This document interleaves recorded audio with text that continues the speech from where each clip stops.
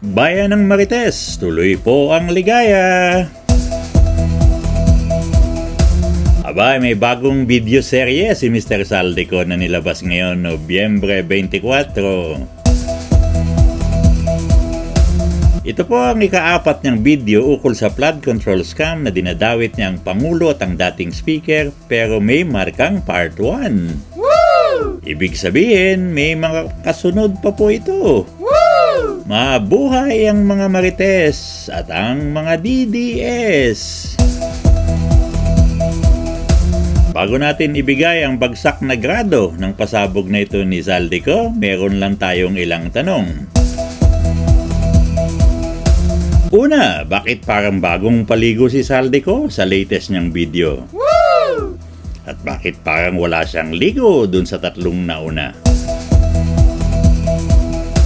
Bakit? Wala bang tubig nung nakarang linggo sa pinagtataguan niya? Woo! Sa pa nating preliminary question, bakit tila makapal ang buhok ni Mr. Saldico ngayon? Woo! Isang linggo lang ba tumubo na agad ang buhok niya? Woo! Kung ganyan ang tubuan ng buhok ni Mr. Saldico, baka sa susunod niyang video, para na siyang choy-choy. Bayan ng Marites, magseryoso na tayo. Woo! Sabay-sabay nating pakinggan ang mahalagang bahagi nitong ika-4 na video ni Mr. Saldico. Una po sa lahat, sinasabi ng ICI at ni Henry Alcantara na 21 billion pesos daw ang napunta sa akin. Hindi po totoo yun. Wala akong natanggap na ganyang halaga. Ang totoo, mula 2022 hanggang 2025, ang kabuuang pera na dumaan sa akin para ibigay kay Pangulong Bongbong Marcos at kay dating Speaker Martin Romualdez ay umabot sa 56 billion pesos at hiwalay pa dyan ang 100 billion pesos insertion ng Pangulo sa 2025 budget.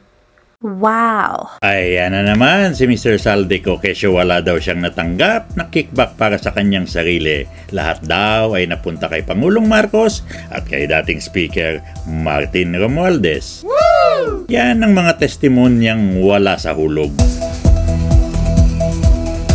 Kung wala siyang kinikita sa kickback, bakit siya nakisali? Woo! Bakit malaki ang naging papel niya sa kurakutan?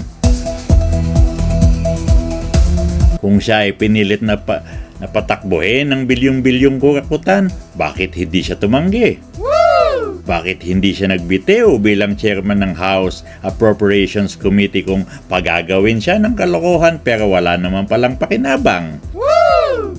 Anong klaseng katangahan ang tawag doon, Mr. Saldico? Gustuhin ko man maniwala sa pinagsasabi mo, Mr. Ko, hindi talaga kakayanin kapag pinagpilitan mo na ikaw ay utusan lamang na wala maski tip, balato, parte sa nakulimbat, madadamay kami sa malaking katahangahang ito. Balikan natin kung paano ito nagsimula. Noong 2022, kakaupo ko pa lang bilang chairman ng House Committee on Appropriations, sinabi na agad sa akin ni Speaker Romualdez na kailangan ko makapag-deliver ng 2 billion pesos kada buwan. Makalipas ang ilang araw, tumawag sa akin si Yusek Bernardo. Sabi niya, kailangan ng tulong ng Bulacan sa problema nila sa baha. Pinapunta niya sa opisina ko sa Kongreso si DPWH District Engineer Henry Alcantara.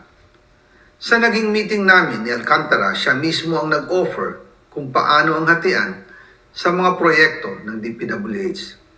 22% para kay Speaker Romualdez, 2% para kay Yusek Bernardo, at 1% para sa kanya. Doon po nagsimula ang tinatawag nilang deliveries. Woo! Mag-focus po tayo sa salaysay ni Saldico sa kickbackan.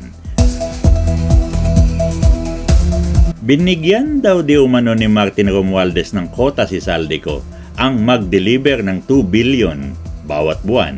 Woo! Sumunod, tumawag daw si Yusek Roberto Bernardo kay Saldico at sinabihan siya na kailangan ng flood control projects para sa Bulacan.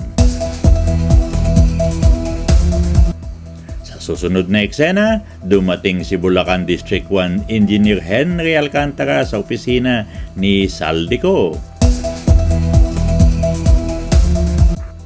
Nag-propose daw di umano si Engineer Alcantara ng hatian sa Corakot. 22% para kay Romualdez, 2% para kay Yusek Bernardo, 1% para kay Engineer Alcantara, 0% para kay Saldico. Ang suma total ng kickback, 25%. Tandaan nyo po na mismo si Saldico ang nagsabi, 25% ang kickback mula kay Engineer Alcantara ng Bulacan District 1. Mula sa unang utos noong 2022 hanggang sa huling delivery noong 2025, umabot sa mahigit 55 billion pesos plus ang naihatid sa bahay ni dating Speaker Martin Romualdez. Alas hindi nabubuo ang hinihinging 2 billion pesos bawat buwan ni Speaker, kaya iyan ang final total. Ang sinabi mismo ni Speaker Martin sa akin na hati sila ni Pangulong Marcos sa perang yon. Ang listahan ng mga deliveries na ito, kung kailan, magkano, at saan dinala, ilalabas ko po kasabay ng video na ito.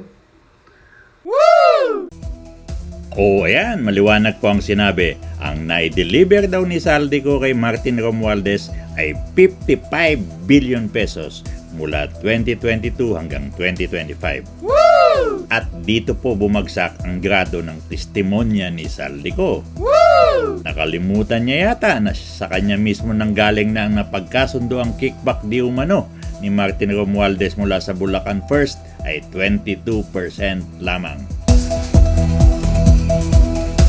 Kung 55 billion ang na-deliver ni Saldico kay Romualdez na katumbas ng 22%, naisip ba ni Saldico o ng kanyang scriptwriter na ang halaga ng proyektong pinag-uusapan mula sa Bulacan First ay aabot ng humigit kumulang 250 billion? Ano? 250 billion ang flood control project sa isang distrito ng Bulacan? Noong 2023 po, base sa record, 600 million lamang ang flood control projects ng Bulacan. Ang 22% kickback ng 600 million ay 130 million pesos. Ang layo naman niyang 55 billion na kickback ang sinasabi ni Saldico. 600 million budget noong 2023 tas umabot ng 250 billion pagdating ng 2025. Pambihira naman tong si Saldico. Tandaan natin, sinabi ni Saldico na ang 55 billion na kanyang na-deliver di umano kay Romualdez ay iba pa sa 100 billion budget insertion ngayong 2025. Alam natin na hindi ganoon kalaki ang flood control budget na tinanggap ng isang distrito lamang ng Bulacan. Alam natin na itong salaysay na ito ni Mr. Saldico ay may malaking butas. At tila ramdam na rin natin na itong salaysay na ito ni Mr. Saldico ay isang kathang isip lamang.